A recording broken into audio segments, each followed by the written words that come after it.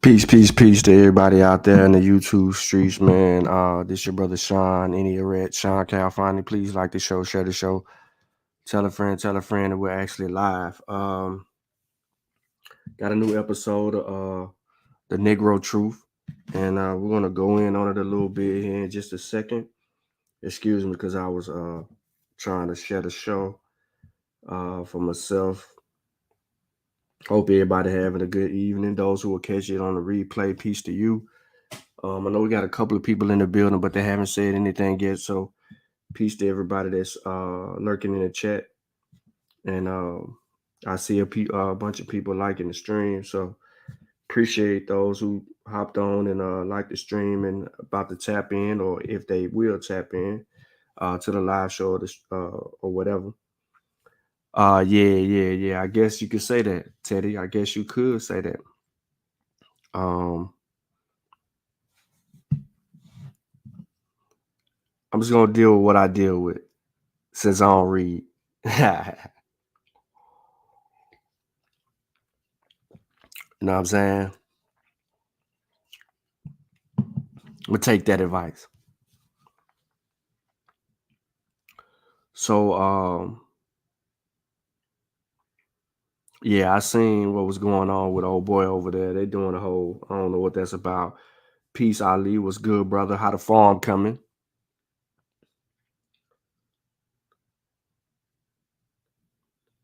Man, I got a little treat tonight. I'm just trying to let a couple of more people get in the building before we actually get started. You know what I'm saying? I ain't trying to step on nobody's toes tonight. But what up, Kenan? Um, I'm gonna advance the conversation on my own, I guess. Whatever it is that I actually come out with, I just advance it on my own. And we'll make it happen like that. So that's what's up, Sister Safa. What's good, sis? How you doing? Hope all is well with the family. I got a little treat tonight, Ali. I want to go back to an article that was written in 24. What was it? 2014. I was right. 2014. It was published in CNN. I want to go back to an article that was published in the CNN, and then I want to deal with some other things that people may not be up on. It's gonna be a nice little lesson today, and I'm even gonna take it back a little bit. I'm gonna take it back. When I say back, I'm gonna give you a piece of history that you may not have known of, or maybe you have. I'm not trying to belittle anyone or deal with anything in particular. I'm just going to get into something very interesting, and hopefully, people will appreciate it. Hold on, I'm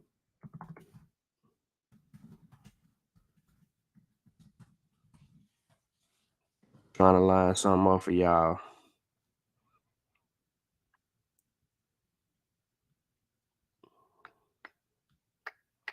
All right, I'm solid on what I got. But yeah, man, there's not a lot of people in the building today. I guess there's a lot of noise going on. What else? I seen they handling dude over there on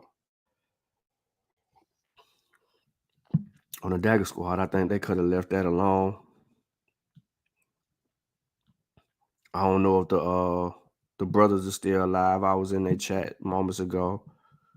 But I turned the chat off and just was listening in, and then I clicked off. They had been on a while, though. I caught pretty much start to the point I clicked off.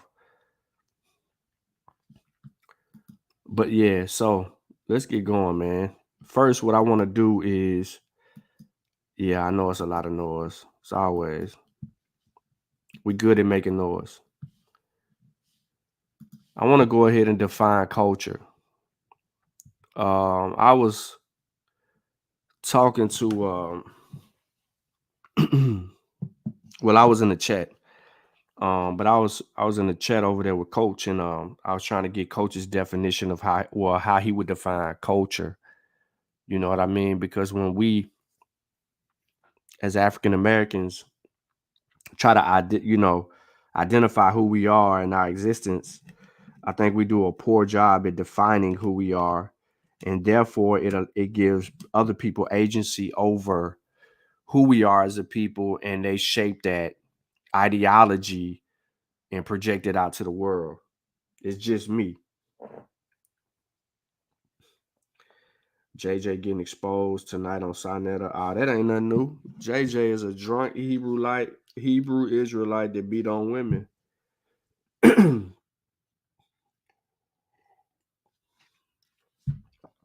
So I can see why um, people not tapped in, because they tapped into the mess. They tapped into the drama. Nothing like a little YouTube entertainment. But anyway, culture is a pattern of learned and shared behavioral beliefs of a particular social, ethnic, or age group. It can also be described as the complex whole of a collective human beliefs with a structured stage of civilization that can be specific to a nation or a time period. Humans, in turn, use culture to adapt and transform the world they live in. Now, this is from a culture anthropology website, so you get the definition there directly out of chapter 1 of their site. So they use the Ashanti flag, as you can see with the stool in there. Everybody should be familiar with this, but look at what it says. This idea of culture can be seen in a way that we describe the Ashanti, an African tribe located in central Ghana. The Ashanti live with their families, as you might assume, but the meaning of how and why they live with whom is an important aspect of Ashanti culture. In the Ashanti culture, the family and the mother's clan are most important. A child is said to inherit the father's soul or spirit in Toro, and from the mother, a child receives flesh and blood, Mogaya. This relates them more closely to the mother's clan. The Ashanti live in an extended family. The family lives in various homes and huts that are set up around a courtyard. The head of the household is usually the oldest brother that lives there. He is the chosen by the elders. He is called either father or house father, and everyone in the household obeys him. The anthropolitical study of culture can be organized along two persistent and basic themes: diversity and change. An individual upbringing, an environment, or culture is what makes them diverse from other cultures. It is the differences between all cultures and subcultures of the world's regions. People needs to adapt and transform to physical, biological, and cultural forces to survive represents the second theme, change. Culture generally changes for one or two reasons: selective transmission or to meet changes needs. This means that when a village or culture is met with new challenges, for example, a loss of food source, they must change the way they live. This could mean almost anything to a culture, including possible forced redistribution of or relocation from ancestral domains due to external or internal forces. And an anthropologist would look at that and study their ways to learn from them. Culture is learned, shared, patterned, adaptive, symbolic. It's learned because through active teaching and passive habitus, you adapt culture. It's shared, meaning that it defines a group and meets common needs. It's patterned because the meaning that there is a resource of similar ideas, related cultural beliefs, and practices show up repeatedly over and over and over again in different areas of our social lives. It's adaptive, which means individuals have to meet the needs across variable environments. Big city, little country. Symbolic, which means that there are simple and arbitrary signs that represent something else, something more.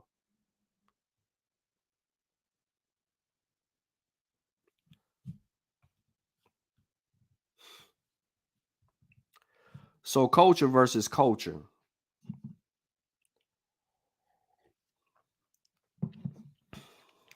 At its most basic level, the difference between culture and culture is in the way they are defined. Culture with a capital C refers to the ability of human species to absorb and imitate pattern and symbolic ideas that ultimately further their survival. Culture is a trait of all human behaves, whereas culture with a lowercase c refers to a particular learned way of life and set of patterns an individual person has picked up, representing one variation among many different cultures.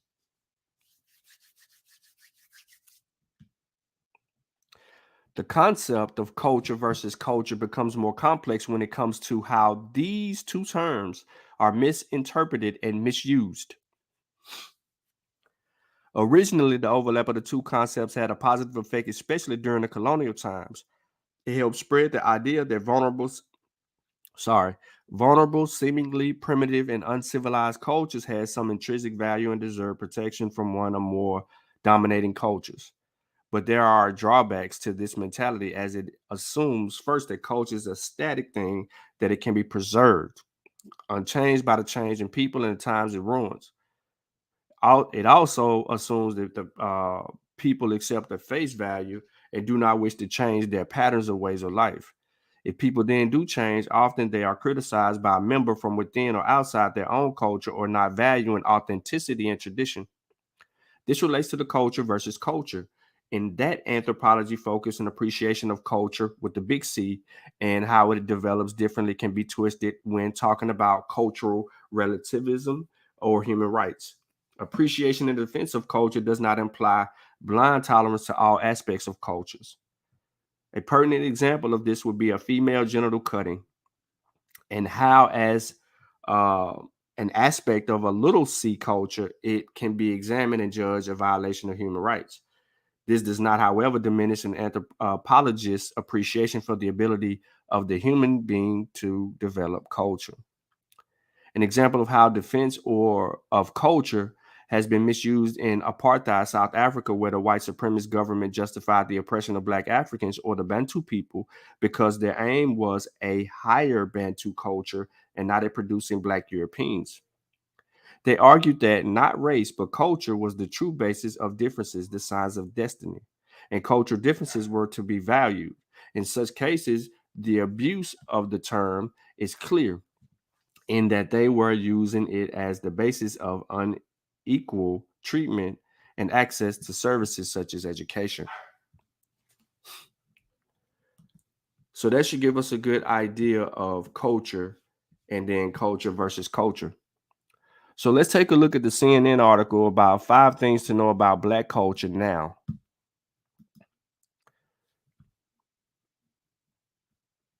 Hmm.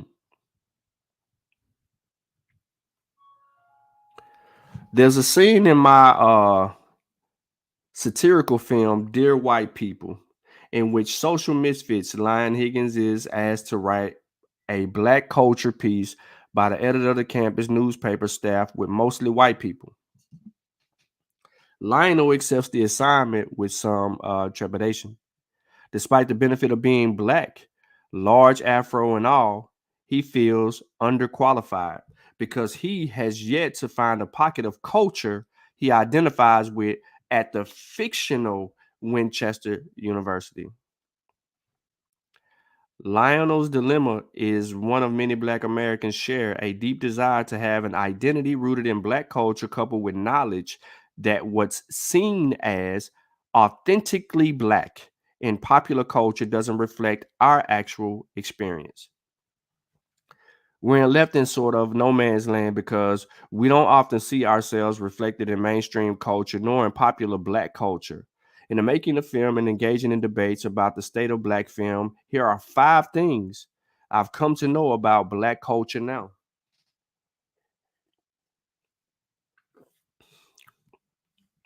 One, there is a difference between Black culture and Black culture.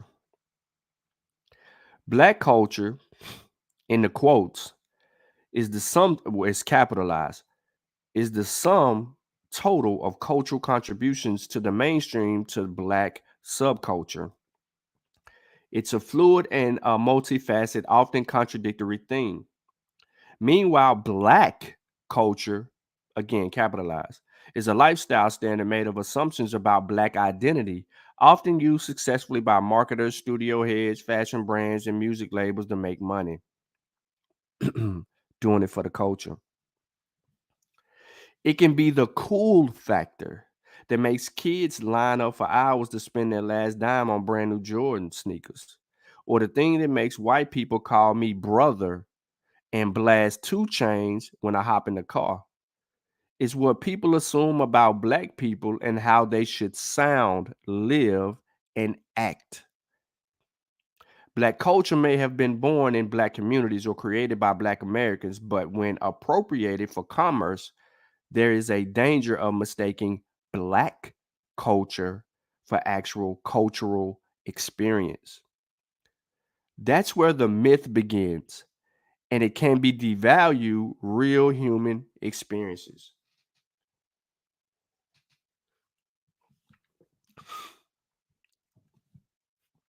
Sorry, I'm drinking. So, number two, Black culture oftentimes employs, but is not always defined by actual Black people. Often, by the time Black culture is being used to sell a product or idea, it's already been reinterpreted by white people. This isn't necessarily malicious, but it's something to note. We are often told what being Black is by people who aren't. Up and coming Black hip hop artists are molded to appeal to the masses by white label executives.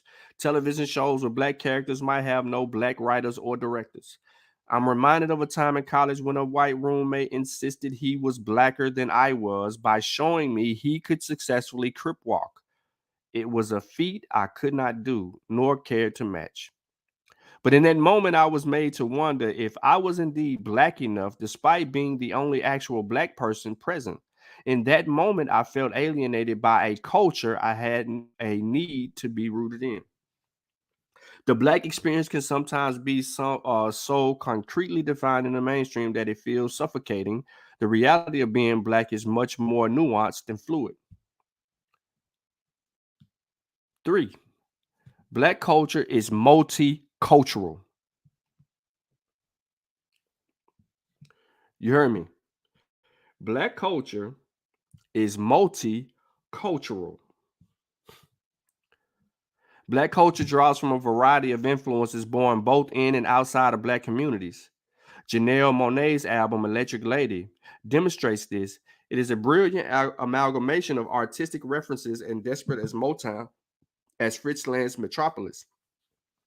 Being Black in America involves a process of moving through and adopting from many different cultures to define. Oh, I'm gonna run that back. Being Black in America involves a process of moving through and adopting from many different cultures. To define what's authentically Black is virtually impossible, as there are as many ways to be Black as there are Black people.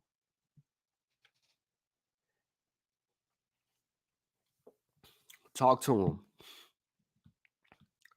Black culture is not proprietary to Black people. Hmm. Many absorbers had a tough time when rapper Macklemore and Ryan Lewis won their Grammy for Best Rap Album over Kendrick Lamar. There's similar discontent over the lack of Black artists being recognized or rotated on radio categories once owned by Black musicians like R&B and hip hop. But this is not new.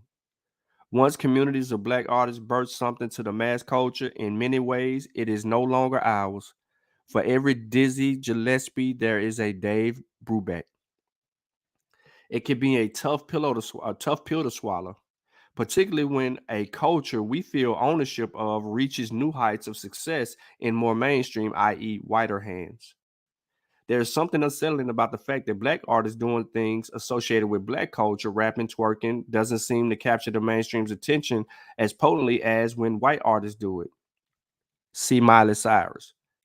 Personally, I happen to enjoy both Kendrick Lamar and Macklemore, Brubeck and Gillespie, and even a couple of Hall and Oates jams from time to time, but I don't define my Black experience in something as transient as music or fashion.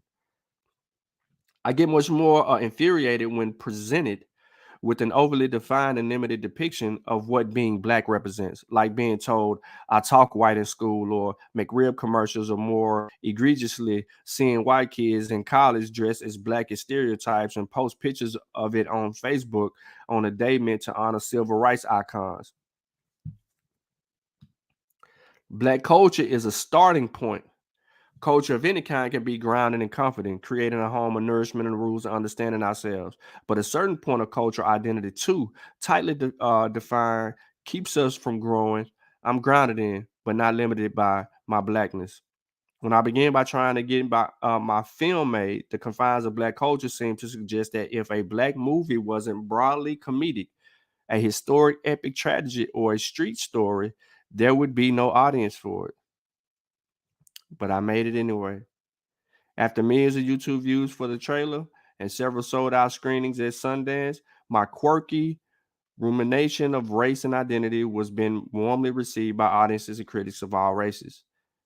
And that is really the genius of any culture. Ultimately, it's created by individuals and communities with courage to do something different and unexpected, like be themselves. What y'all think about that? Hmm? He says a myth. Black culture is really multiculturalism.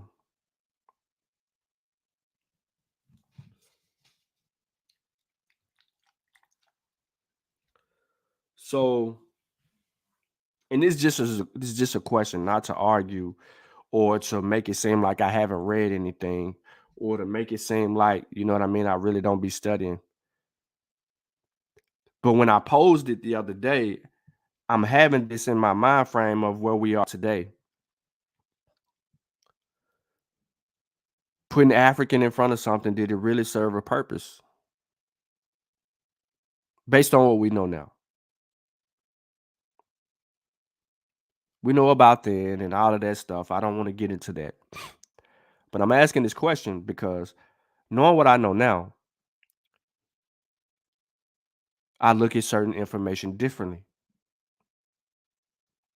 Was it a detriment or was it an advancement? I'm critical of certain information now. Some people may take offense to my criticism of certain information because they're stuck in that moment of where they are in their studies and not where I am in mine.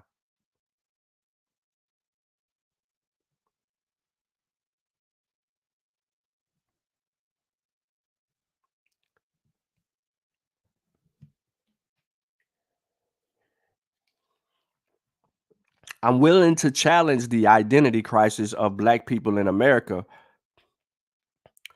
because we say we're this or we're that, but we're really not properly defining ourselves. So we succumb to all the ignorances of the old, or the assumptions of others. Hold on one second. Go. I know you sleepy. Go.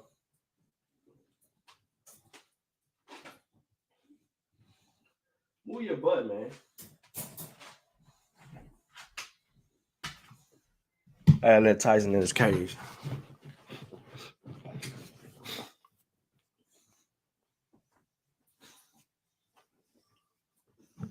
That I agree with wholeheartedly, Khalil. It did. It did, and I'm not gonna deny that. Like, I would never deny that, right? Because after Reconstruction, right, everybody went to the word African, and it did create cohesion. But was that to our benefit? Wholeheartedly, was that to our benefit? Similar to the 60s and 70s when we had this whole Black is Beautiful, Black Power movement, was that to our benefit? On the inside, through us all, we're going to say yes. And then we're going to look at how far it got us, right? But just like after Reconstruction and just like the Black Power movement of the 60s and 70s, we were left with a void.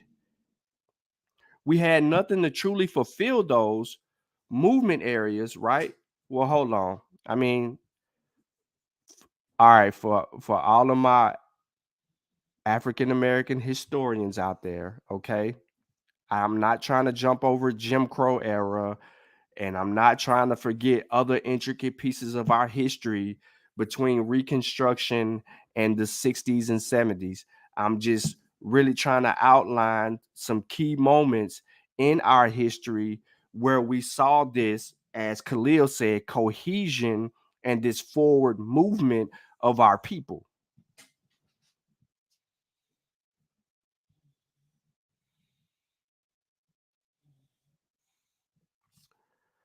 Another great point, Khalil. Khalil says historically under state-sponsored terrorism, we would mobilize. We would how did they say that? Uh, Symbolize and mobilize, right? And I'm not taking nothing away through none of that. But where we are to, because we don't get to where we are today without those things. So now when we look back at it and we start just extracting pieces of our history and we're just putting them under the lenses, was it truly a benefit for us during certain, I mean, of course in those times, but today, was that truly instrumental in how we got here today, or was it other things that they actually did that orchestrated us further?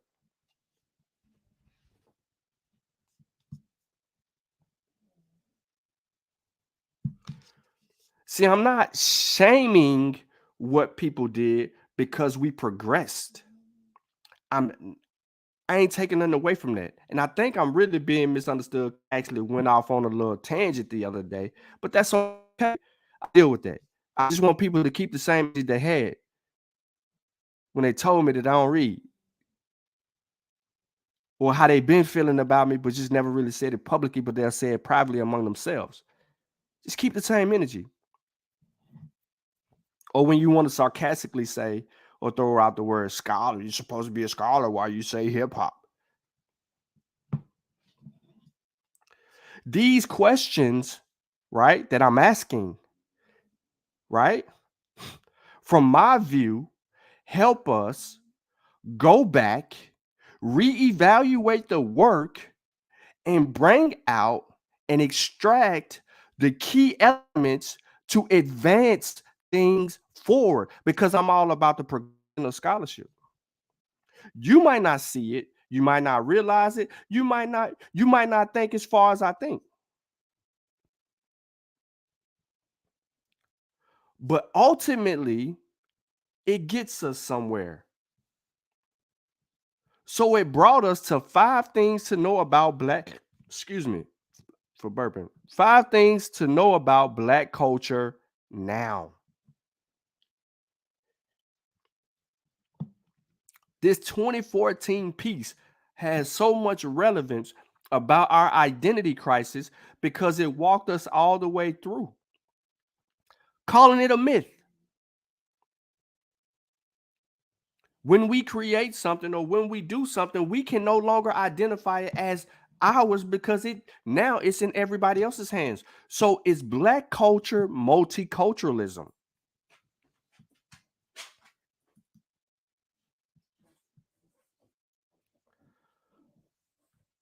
Just something to think about. So I want to move on to another expression of black culture, and in this article that was beautifully written by a Christian Brown, Angela Christian Brown, sorry. And this was published in 2013 before the CNN document was actually published. And it was published in the International Journal of Education and Literary Studies. And I want to go through this with y'all. And we're going to get into it. It's only 3 pages, so there's not a lot. You know what I mean? It's not something that's going to drown us, but it's going to be appropriate for us to advance.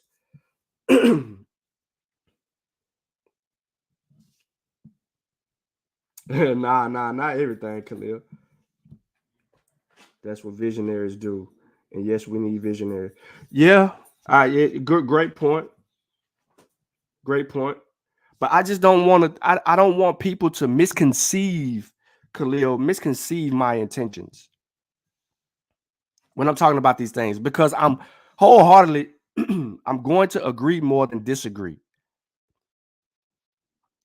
But I'm only trying to look at this from a different lens. Okay, so you know, we've read all about our history. We've been taught. We got good bills. There's a lot of information. There's been a lot of conversations. Some of them have been very repetitive. In a way, am I trying to argue with you? Because I'm going to agree more than disagree. But let's really take a step back and analyze what we're feeling so good about. See, when we feel good, it's cool. But the moment of uncertainty, when it gets uncomfortable, that's when you know you're working toward truth.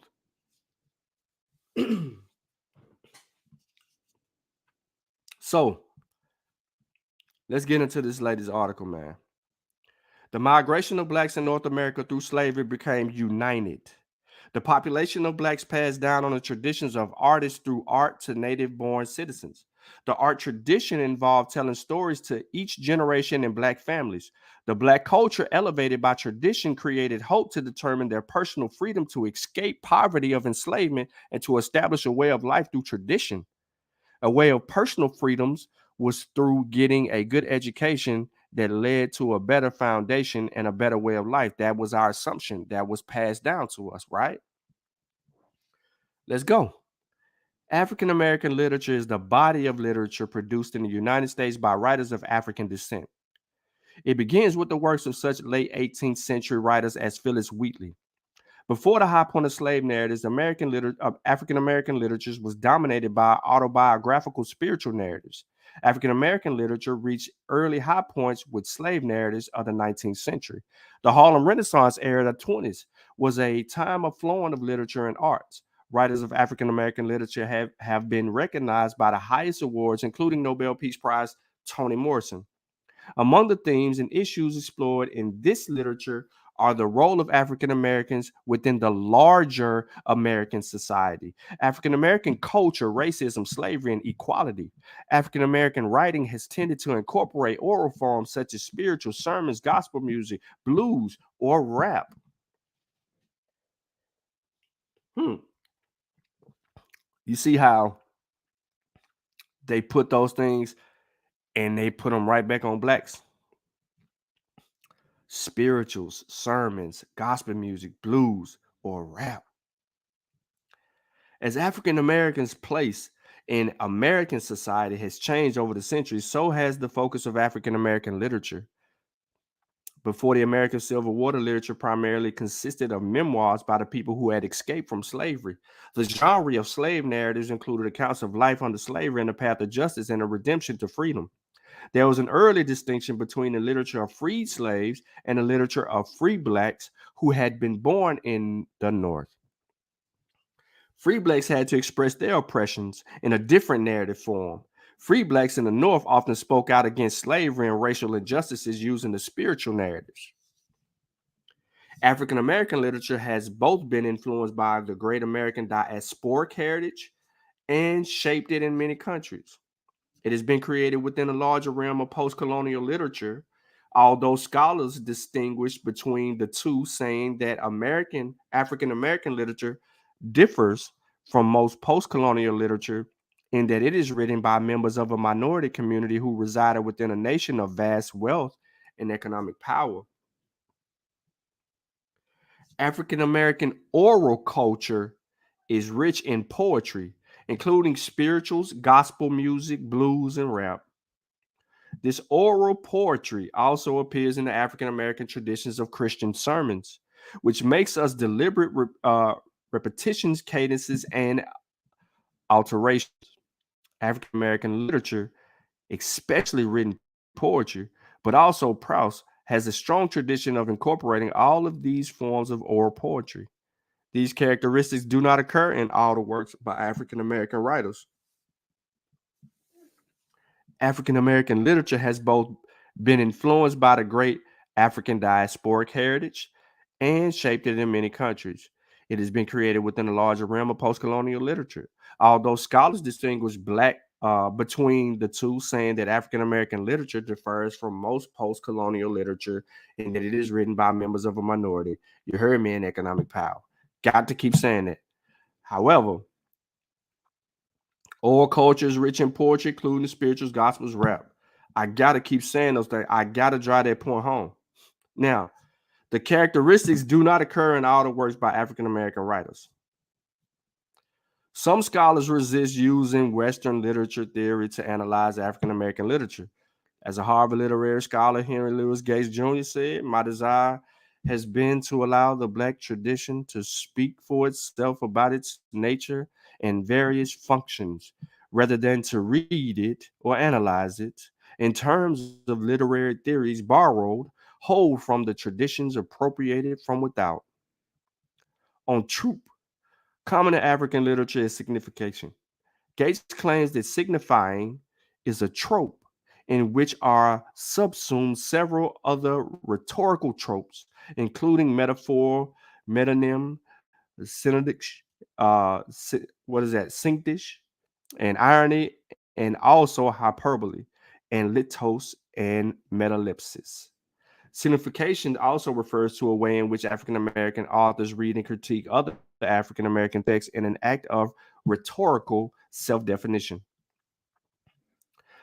So let's dig in.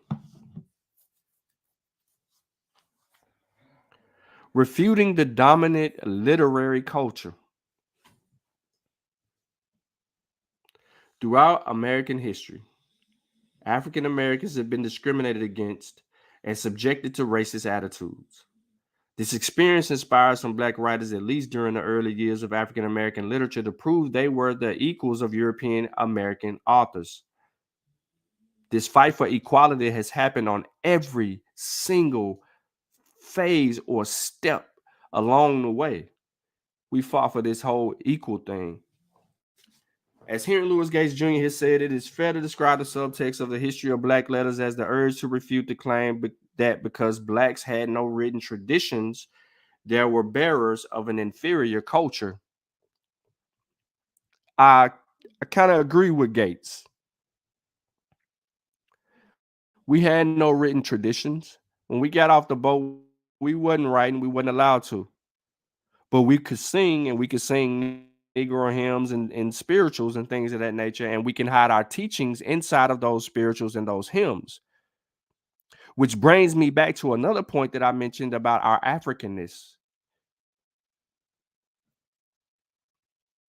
If we know that we had the ability to sing and create these hymns and hide things in secrecy in our songs, because we have evidence of that, right? We have primary sources that takes us in the directions of Negro hymns being sung to get us to flee, escape, and go to a specific destination, to find our way north towards freedom. We have Negro spirituals that say that. Now, because of the circumstances, I can understand that they would be so fixated with escaping and trying to get to freedom, but also, you know, what about who we were, our identity? I guess that wasn't as important at that time, you know, and I can understand why, because freedom was a primary. To hell with who we were, we're trying to get free. But for some of the people who knew who they were, you know, that would be known later, I guess. By refuting the claims of a dominant culture, African American writers were also attempting to subvert the literary and power traditions of the United States. Some scholars assert that writing has traditionally been seen as something defined by the dominant culture as a white male activity. This means that in American society, literary acceptance has traditionally been intimately tied in with the very power dynamics which perpetrated such evils as racial discrimination. By borrowing from and incorporating the non-written oral traditions and folk life of the African diaspora, African American literature broke the mystique of connections between literary authority and patriarchal power. In producing their own literature, African Americans were able to establish their own literary traditions devoid of the white intellectual filter. This view of African American literature as a tool in the struggle of Black political and cultural liberation has been stated for decades. perhaps most famously by W.E.B. Du Bois. Existing both inside and outside of American culture, according to Joanne Gabin, a professor, African American literature exists both inside and outside American literature. Somehow, African American literature has been relegated to a different level outside American literature. Yet it is an integral part, she says. She bases her theory and experience of Black people in the United States. Even though African Americans have long claimed an American identity, even though African Americans have long claimed an American identity, during most of the United States history, they were not accepted as full citizens and were actively discriminated against. As a result, they were part of America while also outside it.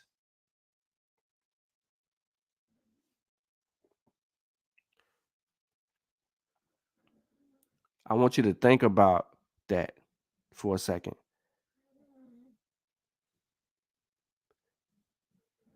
We have long claimed an American identity, not an African American identity, an American identity. We just so happen to interject the African part of that later on. We so long claim to be American. To be American is to be a white Anglo-Saxon Protestant. Look it up. WASP. Similar African American literature is within the framework of a larger American literature, but it is also independent. As a result, new styles of storytelling and unique voices have been created in relative isolation. The benefit of this is that these new styles and voices can leave their isolation and help revitalize the larger literary world. This artistic pattern has held true with many aspects of African American culture over the past last century, with jazz and hip hop being just two artistic examples that develop in isolation within the Black community before reaching a larger audience and eventually revitalizing American culture.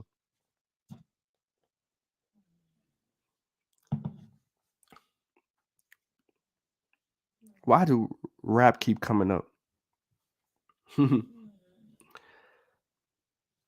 African American criticism. Let's go. African American culture is rooted in Africa. Is it? It is a blend of chiefly sub-Saharan Africans and Sahelian cultures. Is it? Although slavery greatly restricted the ability of Americans of African descent to practice their cultural traditions, many practices, values, and beliefs survived and over time have modified or blended with white culture and other cultures such as the Native Americans. Hmm. There are some facets of African American culture that, uh, accentuated by the slavery period. The result is unique and dynamic culture and has had and continues to have a profound impact on mainstream American culture as well as the culture of a broader world.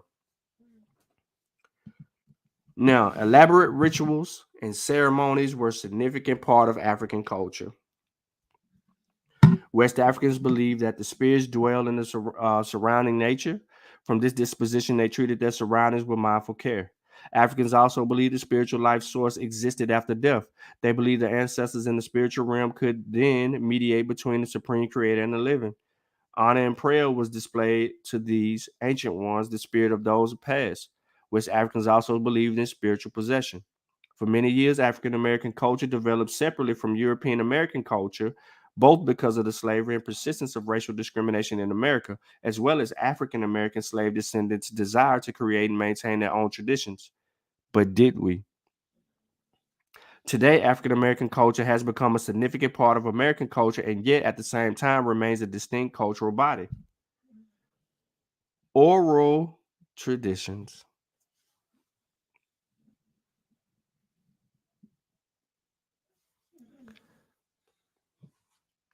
Man, I ain't gonna never help no elbows.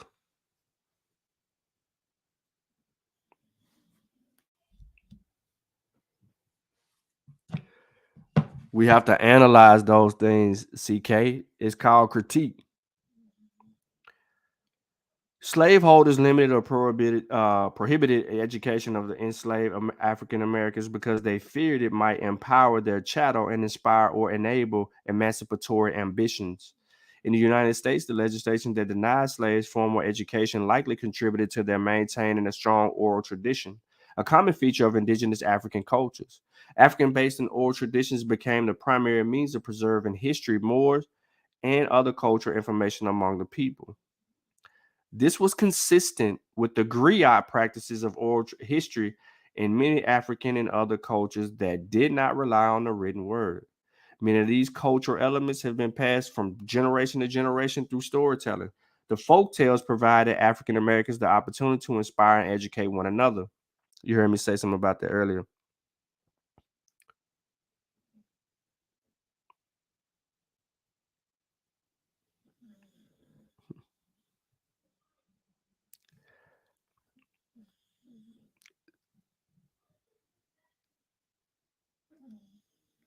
Some people would say that romanticism is a real thing, and that sometimes we are guilty of romanticizing this stuff. So if we ask certain questions, it is now seen as a deliberate attack against that which has been understood. But what we have to do is, if we're going to ask the question, is to properly analyze that in order to bring it forward for our benefit. I'm not going to ask a question and then not go do the work to be able to help us answer the question wholeheartedly to get us to where we actually communicate whether these things were detriment or not, or whether we did do these things or did we not, and so on and so forth. So I'm just ride, just ride. Get don't take it personal.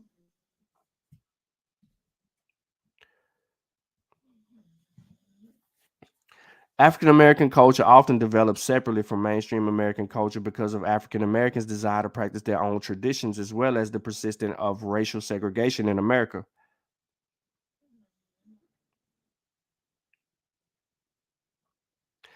Consequently, African American culture has become a significant part of American culture and yet at the same time remains a distinct culture apart from it. From the earliest days of slavery, slave owners sought to exercise control over their slaves by attempting to strip them of their African culture. The physical isolation and social marginalization of African slaves, and later on their free progeny, however, actually facilitated the retention of significant elements of traditional culture among Africans in the New World generally, and in the U.S. in particular. Slave owners deliberately try to repress political organizations in order to deal with the many slave rebellions that took place in southern United States, Brazil, Haiti, and the Dutch Guyanese. Hold on, let me see. If you go to the South America, it's about Cuba and Brazil. It's this. Yes, absolutely. Absolutely. Clear, absolutely.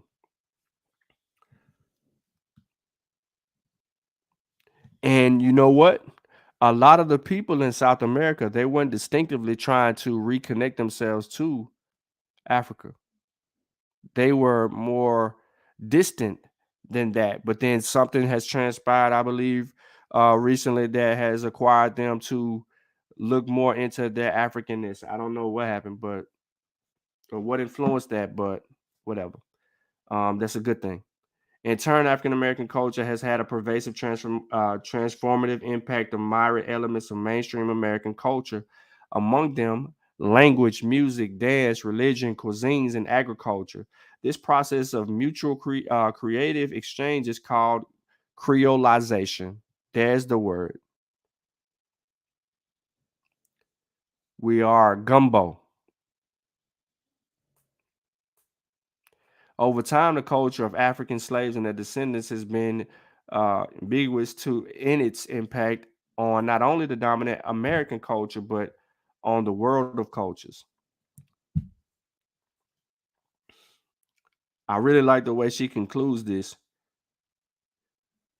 African American neighborhoods are types of ethnic enclaves found in many cities in the United States. The formation of African American neighborhoods is closely linked to the history of segregation in the United States. either through formal laws as a product of social norms. Despite this, African American neighborhoods have played an important role in the development of nearly all aspects of both African American culture and the broader American culture.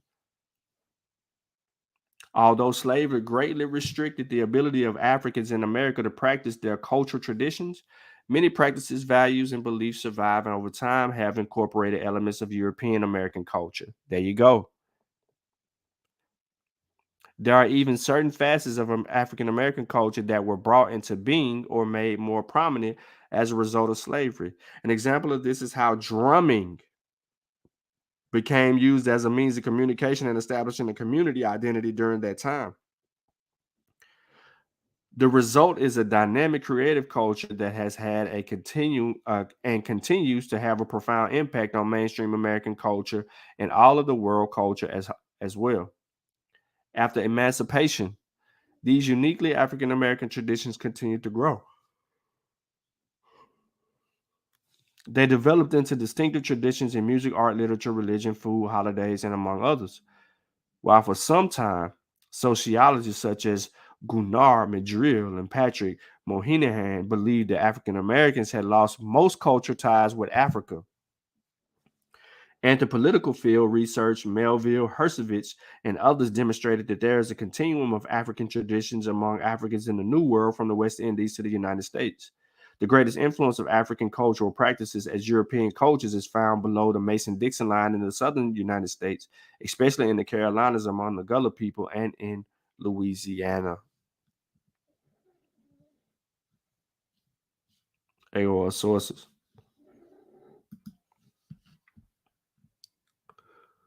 So, before I get on to the next meal deal, let me check y'all out.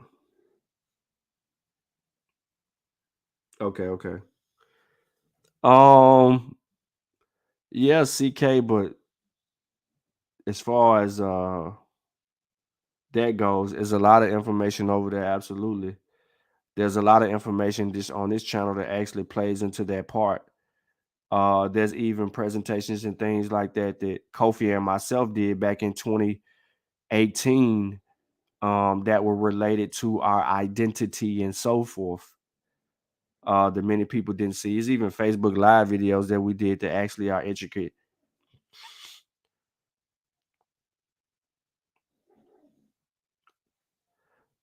So could we add multiculturalism as a part of Black culture? Black culture is a multicultural facet. One would argue.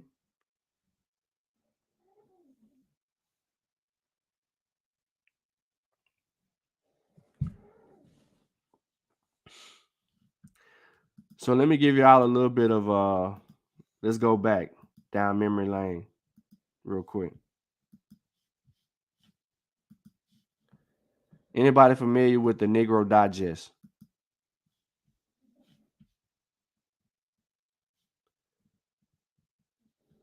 I mean, let me know if you're familiar with it. The Negro Digest.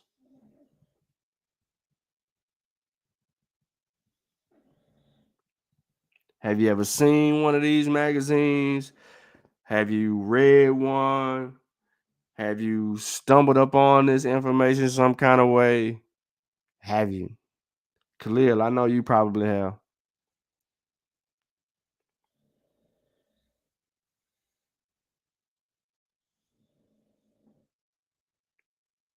I know there's a delay, so if I pause, it's only because I'm trying to read the chat and also get into this conversation.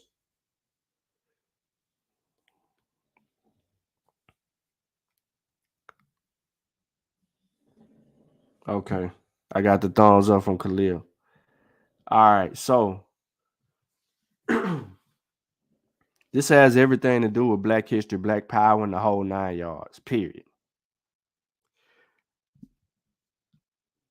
These things were serious. So I actually did y'all a favor if you are interested in accessing the Negro Digest, all 100 pages of the Negro Digest Part 3. I have the link for the PDF in the description of this video. Yeah, did you a favor. As is all my sources. Everything we talked about today is in the description of the video. So, of course, there's some editorial notes early on in the rejoinder of Vincent Harding. There you have The Black University, A Parable for a Birth by Ronald Davis, The Institute of the Black World, Prospectus. The community varsity is what they call it, pretty much staff, students, and parents. Malcolm X Community with a New Perspective, Malcolm X Liberation, the Center for Black Education, Black Studies as an Academic Discipline by Preston Wilcox, and then Black Studies as This Juncture. Okay, and then at the end, it's all in the name editorial at the end. But I want to take us to where y'all think I want to take us.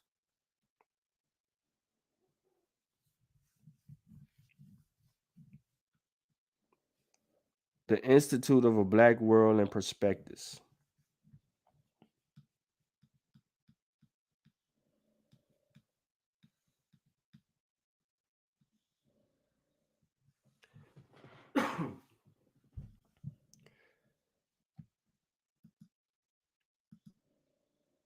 I think y'all should be able to see that a little bit better. This official memorial center will, like Martin Luther King, emerge proudly out of the heart of the Black experience in America, but it will address the experiences of all people, especially those who are broken and oppressed, those who are desperately search for justice, liberation, and peace. In all of its parts, the memorial will attempt to meet with the uncompromising insistence, the problems and needs of the face of Black people today. That's from Coretta Scott, Atlanta, Georgia.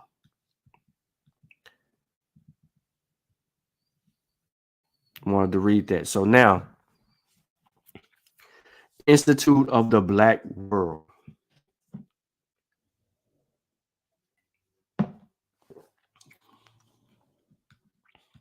Statement of purpose.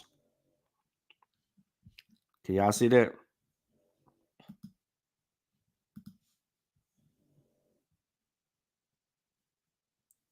Trying to make it to where it's really visible to y'all. Let me check my phone and let me see if this is really visible to you all.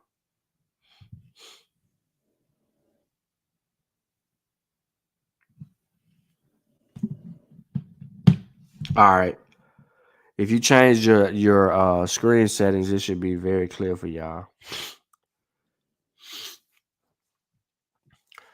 The Institute of the Black World is a community of Black scholars, artists, teachers, and organizers who are coming together in Atlanta under the I think that's supposed to be agencies of the Martin Luther King Jr. Memorial Center. It also is a group of more than 24 associates with the Institute who are located in various parts of the hemisphere. The Institute of Black World is a gathering of Black intellectuals who are convinced that that the gifts of their minds are meant to be fully used in the service of Black community. It is therefore an experiment with scholarship in the context of struggle. Among our basic concerns and commitments is the determination to set our skills to a new understanding of the past and the future condition of the peoples of African descent, wherever they may be found, with an initial emphasis on the American experience. It seems the least that history or the present, to say nothing of our children, would demand of those purposes who live the Black experience and have developed certain gifts of analysis, creativity, and communication.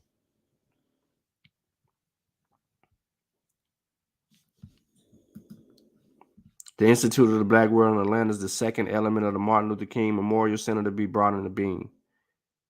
Its central thrust is toward the creation of International City of Black Studies with strong emphasis of research broadly conceived. Some persons have requested a statement from the Institute which would present its own rationale and sense of direction in the creation of such a living institution. Fundamentally, of course, it is also a request for an apologia for our particular approach to a very thorny issue. A response to the appropriate request appears below. The Institute of the Black World Basic Assumptions. The Institute of the Black World approaches the controversial and highly significant issue of Black studies in America with 5 basic assumptions. They affect the character of all that we do and all that we plan to do in the arena of Black studies. These are the assumptions. That Black studies is really a field still being born. In spite of all the discussion which seems to have taken for granted the existence of agreed upon body of thought, this is not the denial or existence of significant and often unappreciated work related to Black studies, which has already been done. But it does not affect that there is any unclear understanding of specific ways in which a profound mining of the Black experience challenges and transforms the basic educational structures of the nation. 2, that the establishing and the defining of the Black studies stand logically as a task and a challenge for Black people in America and elsewhere. Others may be called upon for assistance, but the initiative must be ours. 3, that the Institute and its sister institutions of Martin Luther King Jr. Center in Atlanta are in excellent position to play a central role in defining the field and creating some of the models so urgently required. In this task, of course, we must find ways of combining the thought and activities of those Black persons throughout the nation who are working at the Black studies task, often in scattered and isolated situations. 4, that a unified, rather than conventional understood academic discipline bound approach to the creation of Black studies is not only desirable but absolutely necessary. Indeed, this unified approach is central to the demands of most thoughtful Black student and faculty groups across the country. 5, that a serious building of this field is the task of years, not a makeshift program for a few persons to do in several weeks or months. This is 1970, ladies and gentlemen.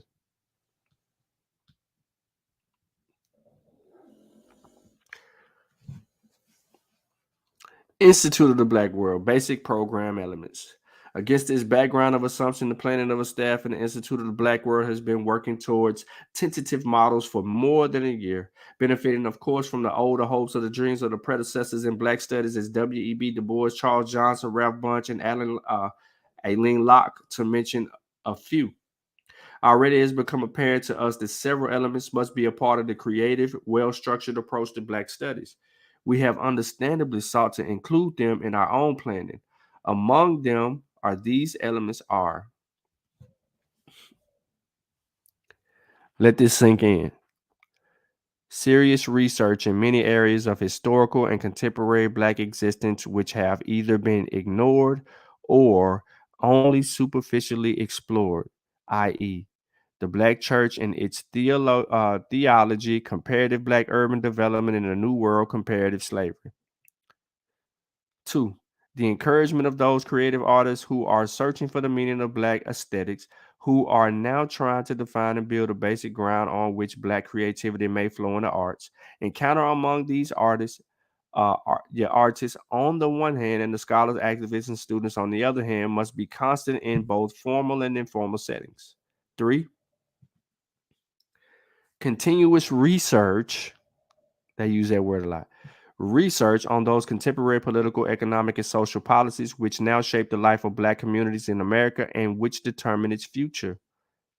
It is clearly necessary to develop a think tank operation which will bring together the many varieties of Black approaches to struggle and existence in America. This must be done, of course, in a non-polemical, unpublicized Black setting.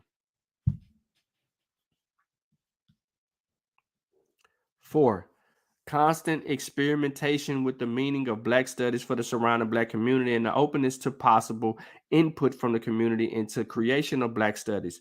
The two-wayness of the experience is essential and must be encouraged. The development of new materials for and new approaches to the teachings of Black experience, which must grow out of laboratory situations at every grade level. The training of a constant expanding cadre of persons deeply immersed in the materials, method, and spirits of Black studies who can help supply the tremendous demands for personal in a variety of formal and informal teaching environments. 7, the creation of consultorium models, which will make possible the constant interaction of Black students and faculty on northern and southern campuses around certain selected voci Black studies. This must also expand the encouragement and development of contacts among Black students, scholars, political leaders, and artists from various parts of the world. For it is clear that Black studies cannot really be developed unless we understand more fully both the unique and common elements of our experiences in the Black diaspora.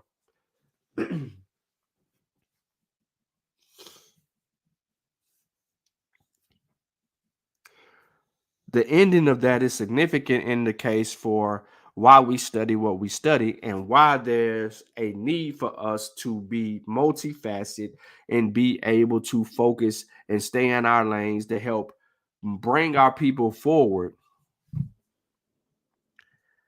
To most people today, Black studies is Blackology, a negative connotation that has been ensued on them by, I don't know, people that just don't really get into the Black studies. The gathering and consolidation of those library and archival resources, which will facilitate the development of Black studies as it proceeds toward definition.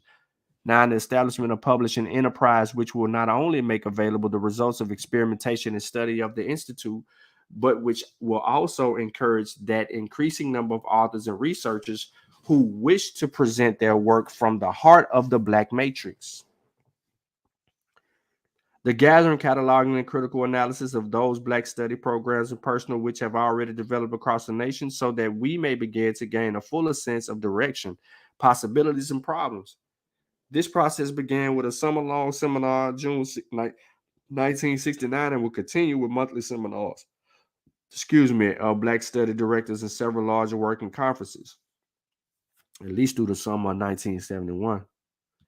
The Institute of the Black World sees all the elements of crucial to the development of creating models of all kinds of Black studies programs, which will not be palliatives, but significant pathways to the definition of American education and of the Black experience. These are therefore the elements which have guided us so far in the establishment of our own institute. Moving soon, don't leave us behind. Change your address, of course, that's for that subscription. Now, this gets into the other parts of that, but I only wanted to read the institutional part of it is because what we lack today is the core principles of an institution that would allow us to properly have conversations like the ones that we've been interjecting and having and advancing them in a setting that would be more detrimental and beneficial to us. But it all goes back to the Black experience and identifying our culture or defining and identifying what is Black culture that would help answer questions to move it forward. These things are interlinked, they're intertwined, and we have not properly defined ourselves. So, therefore, when we're looking at Black studies, we look at it from a sense of Eurocentric ideology. Therefore, we frown upon the advancement of our people moving in a way that needs to be moved due to negative connotations of how we view the world.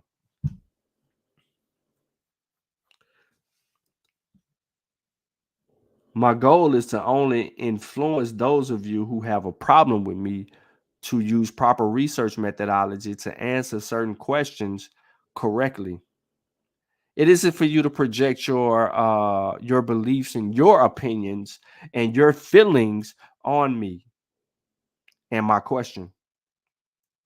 It isn't for you to assume that because you're reading something and that's where you are in your studies that other people don't know what the hell they're talking about, because we still haven't properly defined culture. But we did answer some questions. African American culture is multicultural. Is that what we want our our experiences, or our culture to actually be. See, through Black studies, it gives us an avenue to deviate, to separate, to build on a to build our own fundamental foundation that can help us explore more.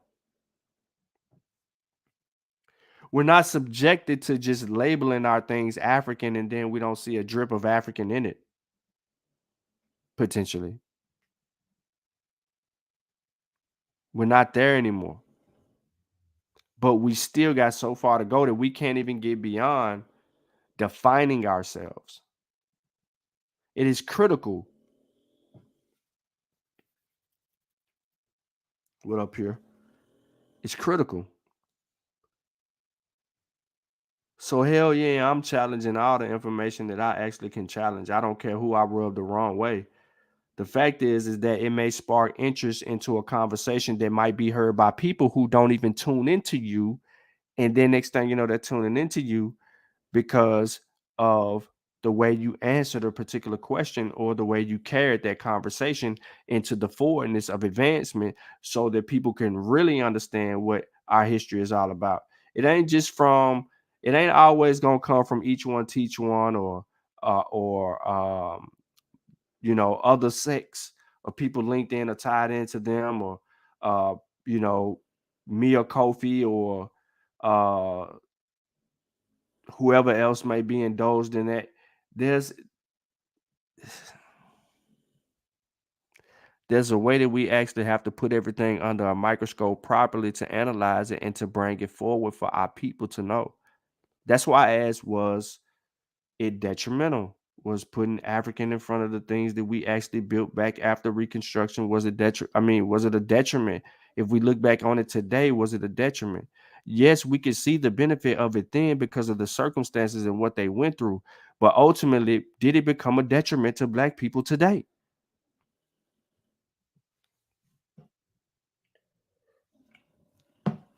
Did it hinder us?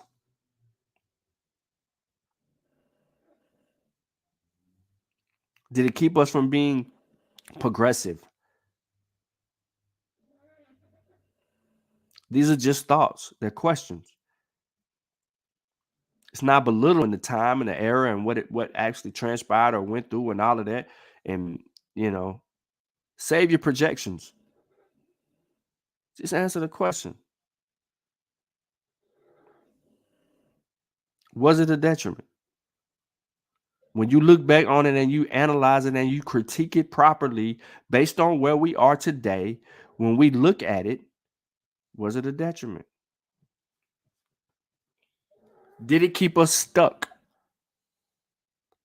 Did Black Power keep us stuck?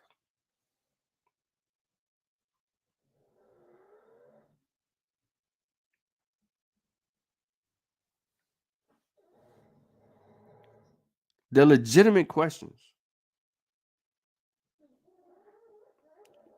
If you just coming in here and at the time that you're coming in here, you're asking me what I'm talking about, you're gonna have to rewind it, or you're gonna have to go back and watch the last 2 episodes of the Negro Truth series,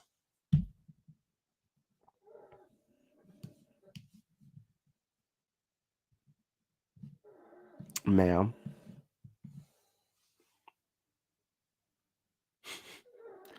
You gotta change your icon too. Now hold up. Yeah, you gotta change your icon. Gotta get you a new cheetah.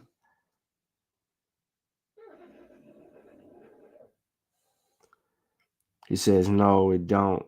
It mattered to the state apparatus.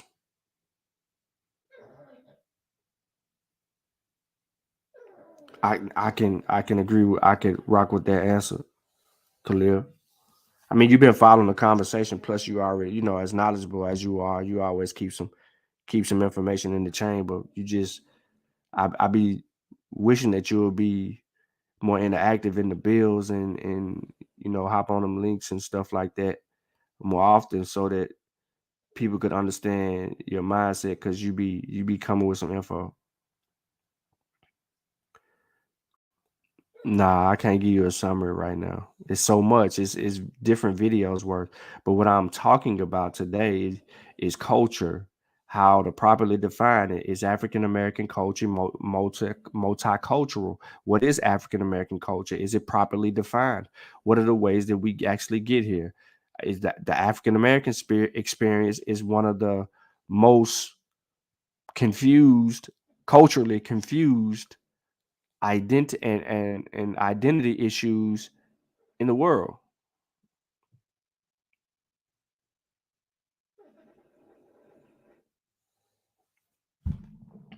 It's pretty much what I'm saying. But it's like more towards little small pieces. You know what I'm saying? I was told that I don't read or I don't understand it or I ain't read deep enough or I'm supposed to be a scholar. Why I don't, whatever.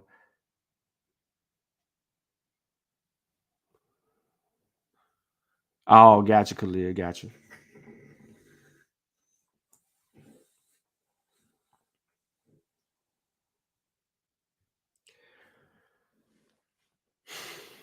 Y'all remember for those of you who may or may not, but I did a presentation that talked about the school system out of a text. We are an African people. I can't say that I looked that up on my own. Of course, I got that actual text from True Story. I also got a recommendation from Sanel, who gave me a recommendation on a book from Francis Berry. Mir, hold up, I might be saying that. Mir, hold up.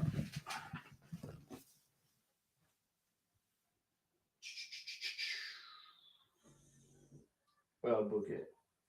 Yeah, I was right. Francis Berry. I think those are some good books.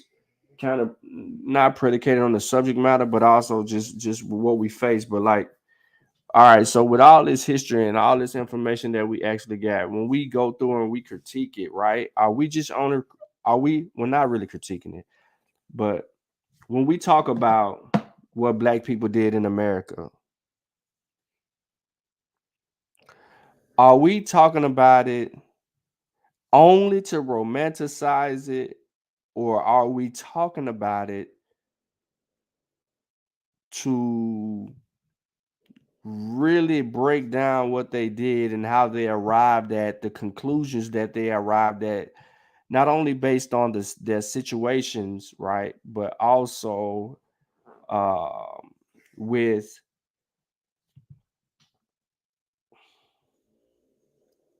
understanding their thought process and what they were doing, taking in regard their circumstance.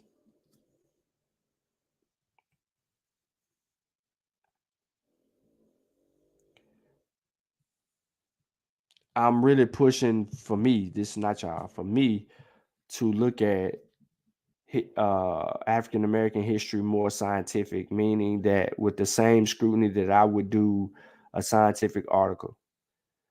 So new questions will pose from. I don't care if I read whatever I read earlier. I'm just looking at it differently because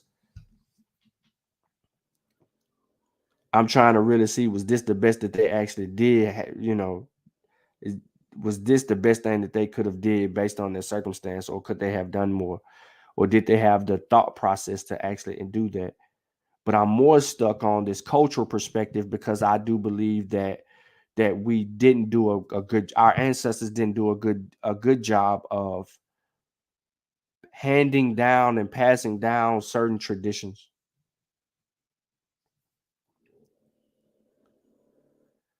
Sheeta says it's mostly, to me, is romanticized because we can see that the people comprehension is not all the way there. Yeah, that's true.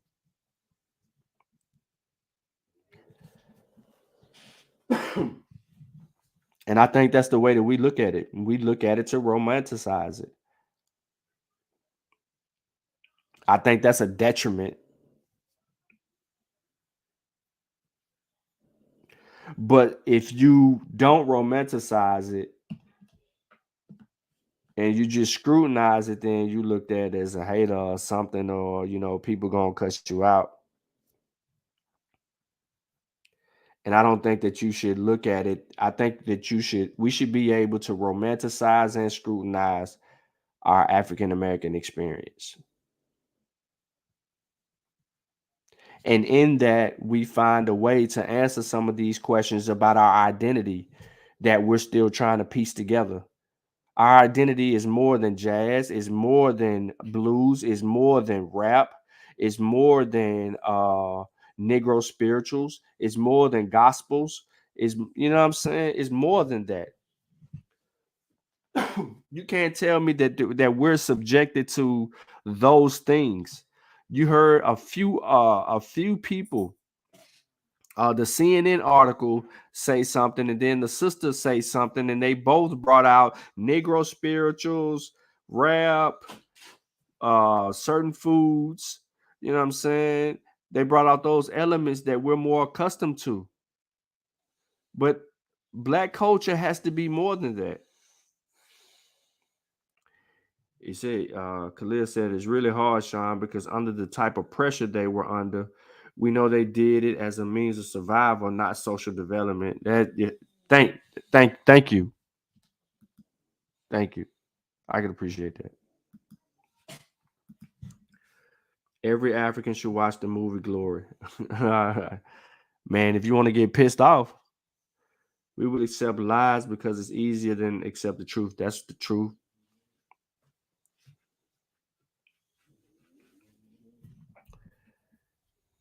Hold on, let me grab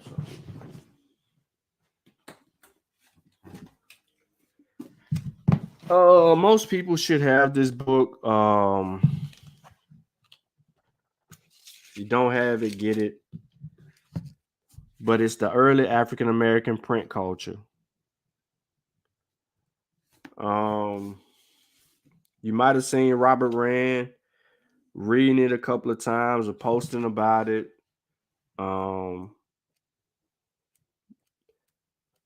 You might hear Coach jump into it and give you some specifics about it or whatever. But overall, when I'm trying to extract the African American culture out of it, I gotta go. Why I say I? Um, we gotta look at everything that we can about African American history in order to properly define African American culture. And I think that we're doing a bad job of that. If all we're doing is romanticizing certain aspects of our history that's under our feet. So let me talk real quick about somebody that was significant in Nashville history, J.C. Napier, banker, and all of that. I mean, this dude had the means to be able to do more than what he was doing, although he was in the fight. You know what I mean? The whole Charlie boycotts and transportation boycotts that he actually was a part of, and they developed their own little cabbing system and things like that, where wasn't charging black people to take them to and from work. Like, that was a sweet deal and all of that, and it put it, put it. Let me say the white Charlie community took a hit and all of that. Actually, that presentation is on the Massa Warrior Clan channel, right?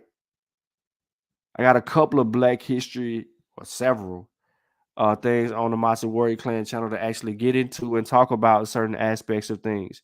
But when I go back and I just revisit those things and I'm looking at them, I'm like, but this dude helped, establish the bank, was among the elitists in Nashville. He could have did a little bit more as far as not with investing his money and things like that, but he could have did a little bit more about how he got to where he got to, so it would be educating the Negro in financial literacy and the importance of investing and building successful businesses at that time. But then most people would will frown upon me and say, well, man, you just being too critical. But if you think about where he was in those moments and times, and this dude's a part of a bank flow and the elitists in the area, he had an influential position to get someone like, and they were doing things in this area that Booker T. Washington recognized and brought his ass up here.